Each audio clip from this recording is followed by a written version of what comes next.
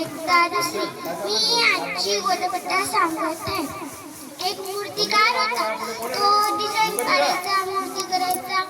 मग एका दिवशी तो गावाचा सरपंच आला. तो म्हणाला, अरे आता म्हणे नवीन मंदिर बनवते होते, त्याच्यासाठी आम्हाला मूर्ती पाहिजे. मग मूर्तिकार म्हणाला, चालेल म्हणे. मग तो मूर्तिकार जंगलात एक दगड धुंडायला गेला. मग त्याला एक दगड सापडला. तो घरी घेऊन गेला. मग त्याने ते अशी मूर्तीचे असे ते काढायला लागला. मग त्याला ठोकायला लागला. तो दगड बोलायला लागला की नकोस रे, मला ठोकू नकोस रे. मग त्याची आवाज आली. तो म्हणाला, अरे आता ठोकायलाच बरे, कारण की देवाची मूर्ती बनवायला पण मला तो दगड म्हणाला मला लागणार. मग इथं खूपच दगड पडले तुझ्या घरी, ते का उचलत नाही? मग तो मूर्तिकार म्हणाला, अरे आता तू चांगला दगड आहे तर मी तुलाच उचलणार. मग त्या दगड म्हणाला, आता नको रे, मला एक साईडला ठेवून दे.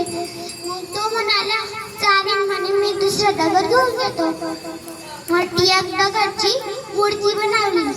मग 2-4 दिवस मध्ये सरपंच आले. म्हणाले की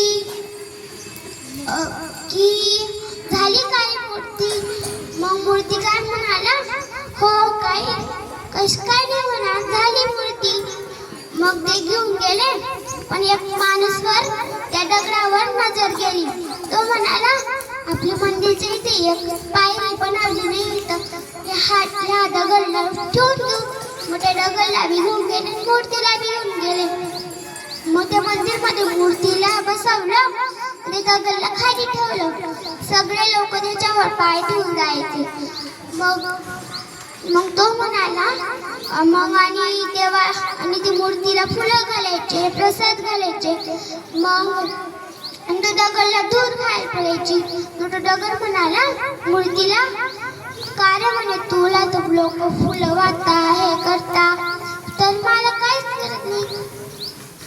मग गणपती म्हणाला, मग तुला तो मूर्तिकार तुला मूर्ती बनवत होता, तू का बनवून दिली नाही? मग तो दगड म्हणला, मी चुकलोच रे.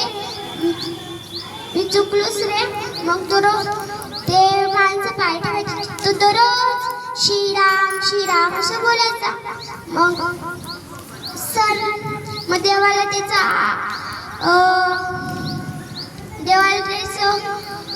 वाटलं की याला आता हे करायला पाहिजे. मग एक देवाने एक तिथे साधू बसला. तो म्हणाला, आता जर तुम्ही या दगडावर पाय पडून चालत असाल तर तुमच्या अजून खूपच हे होतील. मग ते लोक दगडाचे पाय पडून जायचे. आजची गोदकथा संपली. धन्यवाद.